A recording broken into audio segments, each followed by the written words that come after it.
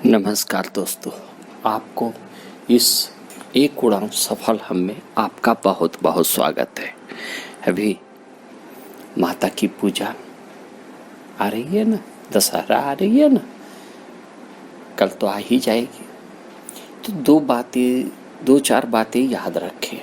पहली बात कि आप जो भी अगर घट स्थापना करते हैं तो लोगों ने आज इसको बहुत खेल बना दिया है। घट स्थापना यानी घट क्या, ये स्वयं का शरीर समझो। स्थापना उसमें जो नीचे मिट्टी डालते हैं, जल ऊपर में या तो तांबे के या कोई भी बर्तन में आप जल डालते हैं, ऊपर नारियल रखते हैं या और दीपक भी रखते, चाहे जो भी क्रिया करते हैं। ध्यान रखिए दो चार बातें। हमेशा आपके घर में धनों की वर्षा नहीं, पूरी प्रकृति की वर्षा होने लगेगी। आप जैसा चाहते हो वैसा आपका घर सुख समृद्धि से भर जाएगा। किसी और पर नहीं भरोसा करें। ध्यान रखें, आपके पास पैसा है तो वो ऐसे पंडित को बुलाएं, वो ऐसे लोगों को बुलाएं जिनके मन में कोई लालच ना हो, कोई लोभ ना हो, हमेशा उच्च विचारों से भरा हुआ, हमेशा संस्कारों से भरा हुआ हो, सुख खुशी का अनुभव करते हो। तो आप तो ऐसा पता लगा नहीं पाएंगे कि कौन ऐसा है जो ऐसा अनुभव करता है। कोई बात नहीं, अगर पूजा करते हैं तो आपकी इच्छा। लेकिन दो याद रखें, जो भी आप मिट्टी यानी घट की स्थापना करते हो वो मिट्टी से ही आप बने हो, ये ध्यान रखना। जो भी जल उसमें डालते हो वो आप ही हो। उसमें जो भी जिस पात्र में रखते हो वही पात्र आप हो, और जो कुछ भी उसे में डालते हो वही आप हो। यही समझकर पूजा करना है। पूजा बहुत संस्कार से भरा हुआ है। और हमेशा याद रखें, जिस दिन पूजा हो आप घर में किसी भी प्रकार का, इन 10 दिनों में किसी भी प्रकार का द्वेष ना आने दें। द्वेष कहाँ से शुरू होता है जानते हैं? बाहर से नहीं, स्वयं से। जैसे बोलता हूँ, अभी आपके शरीर में खुजली आई ना, तो आप उसको जरा प्रेम से खुजलाने का कोशिश कीजिए ना। वो तो आपसे होगा नहीं। प्रेम से यानी क्या कहने का मतलब है कि कहीं भी खुजली हुआ तो उसको पहले खुजली को देखना है, उसके प्रति संवेदना व्यक्त करना है। उसके बाद हाथ को वहाँ ले जाते समय यह सचेत रखना है कि यह हाथ यहाँ पर जाकर और यह उसे सुख अनुभव करेगा। तो आप देखें, आप में परिवर्तन आया। आपको कोई भी रोग हो, कोई भी रोग हो, घबराए नहीं, घबराए नहीं। सब कुछ आप ठीक कर सकते हैं। ये आपके संस्कार में ही है कि आप सब कुछ में परिवर्तन कर सकते हैं। सब कुछ स्वयं ही बदलने वाले हो, स्वयं ही भगवान हो, स्वयं ही सब कुछ हो। आप इस बात को समझें। तो मैं दो चार बातें जरा बता दूं। आप जो भी पात्र डालते हैं, रखते हैं, जो मिट्टी रखते हैं, उस मिट्टी का रोज हमेशा अपने आज्ञा चक्र पर तिलक करें। वही मिट्टी से जो अन्न, उसमें जो जौ जो रहता है या जो भी चीज आप डालते हैं, उसके पत्ते देखिए कैसे संस्कारों से भर जाता है, कितनी भर जाती है। इस पर आप ही को गौर करना पड़ेगा, आपको देखना पड़ेगा। कोई भी फूल पत्ती, मैं तो यही बोलता हूँ, जैसे नहीं कहे हैं कबीर जी, देवत माहे देहुरी, तिल जे है विस्तार, तेल जे है विस्तार। माहे पाती, माहे जल, माहे पुजरगार। अपने ही शरीर में सब कुछ है। आज उस घट को, इस घट को उस घट में डाल दीजिए और प्रेम से भरे रहिए। और पात्र जो भी लेना, उसको नीचे से, बाहर से, अंदर से पूरी सफाई कर दे। उसमें जो भी जल डाले ना, बहुत ही सेफ, आप अपने अनुसार गंगा जल डालना चाहते हैं, फिर भी उसमें छान करके, जैसी आपकी मनोभावना है वैसा उसमें जल डालें। और जल डालने के बाद जो भी उसमें डालें तो एक चांदी का सिक्का जरूर डाल दें, जो चमकदार हो, उसमें डाल दें। आपको और जो भी नारियल रखते हैं वो रखें, मैं नहीं किसी भी चीज़ में मना करूँगा, आपकी पूजा में कोई बाधा नहीं डालूँगा। लेकिन हमेशा उस समय 10 दिनों के लिए हमेशा अपनी प्रवृत्ति को, अपनी प्रकृति को ये समझे कि ये माता है और मैं अपना पूरा संस्कार इसमें डाल दिया हूँ। पूजा शुरू करें। जो कुछ भी आप जलाते हैं, ढालते हैं, जो कुछ भी आप करते हैं, देखते हैं अखंड दीपक जलाया जाता है। उस समय वह जो दीपक जलती है ना, वो आपके घट यानी पानी में परिवर्तन होता है। हमेशा पानी में परिवर्तन होगा। ये सब छोटी छोटी चीजें आप ध्यान रखेंगे ना, आपका पूरी प्रकृति चेंज हो जाएगी। उसमें जो कुछ भी डालते हैं सब कीजिए, सब तरह का पूजा पाठ कीजिए, लेकिन घर में हमेशा अच्छी सोच होनी बहुत जरूरी है। जब भी आप पूजा करें ना, अखंड दीपक जो जला रहे हैं ना, वही आपके घर के वातावरण को चेंज कर रहा है।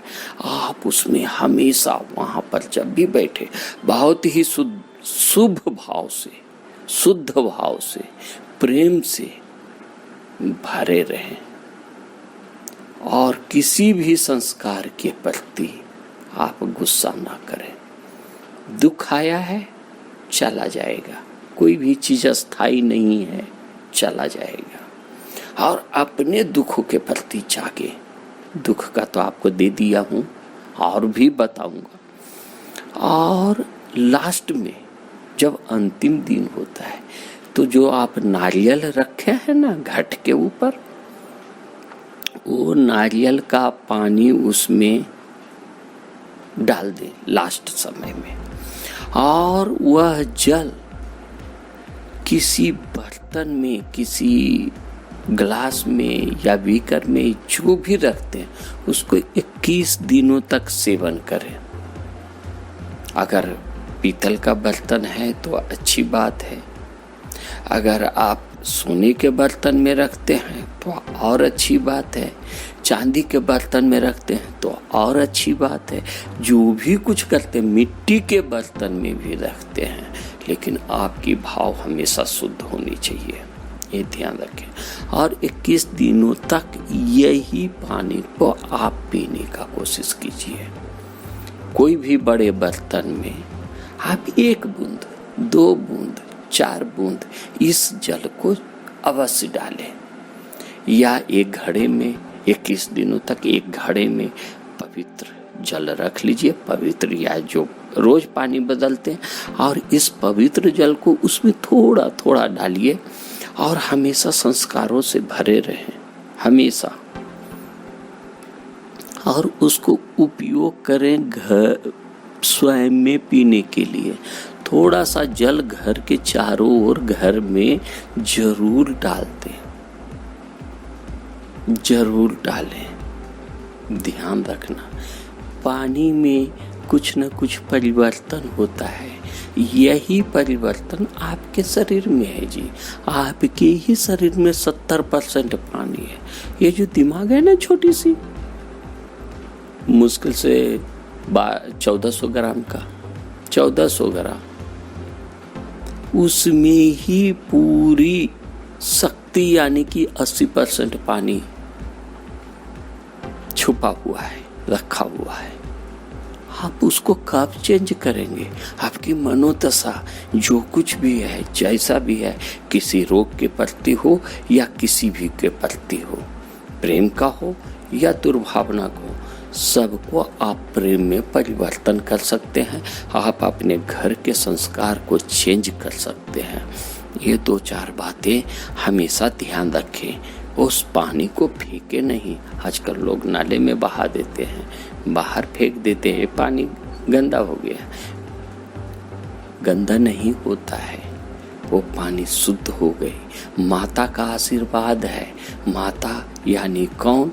आप ही माँ हो, आप ही पिता हो, आप ही सारे संस्कारों से भरे हुए हो। किसी से मांगो मत। मांगने वाला नहीं बनो, देने वाला बनो।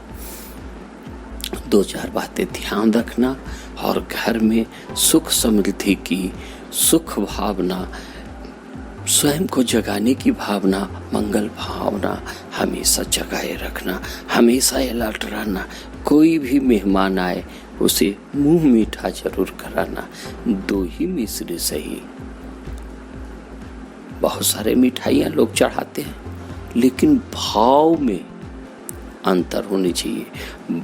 जो कुछ भी चढ़ाते हैं उनके सामने रखा जाता है, जो भी पूजा करते हैं उनके सामने रखा जाता है। और हमेशा आप मंगल भाव से करें, मंगल भाव से करें। आपके शरीर में बैठे बैठे हो सकता है कभी दर्द हो, तो उस दर्द के प्रति चिल्लाए नहीं कि देखो ऐसा हो रहा है। नहीं, उस दर्द को अगर आप देखना सीख जाएंगे, ये 10 दिन में तो आप में बहुत परिवर्तन हो ही जाना चाहिए और होगा ही।